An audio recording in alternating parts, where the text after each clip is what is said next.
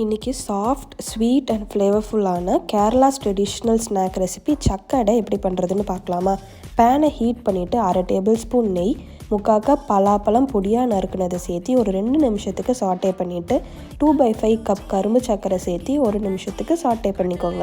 1/2 cup துருவின தேங்காயும் சேர்த்து திக்கான அப்புறம் ஏலக்காய் தூளும் சேர்த்து மிக்ஸ் பண்ணிவிட்டு எடுத்து வச்சுக்கோங்க, ஆறட்டும்.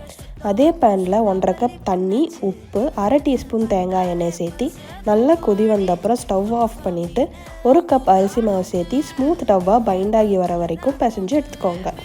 அப்புறம் வாழை இலையில் நெய் தடவி அரிசி மாவை ஃப்ளாட்டாக ஸ்ப்ரெட் பண்ணிவிட்டு ஒரு சைடில் மட்டும் நம்ம செஞ்சு வச்சுருக்க பலாப்பழம் ஃபில்லிங்கை வச்சு ஃபோல்ட் பண்ணி சீல் பண்ணிக்கோங்க.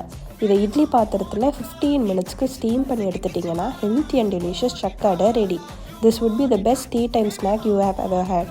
ட்ரை பண்ணி பார்த்துட்டு எப்படி இருந்துச்சுன்னு கமெண்ட் பண்ணுங்கள். Like and subscribe for more recipes.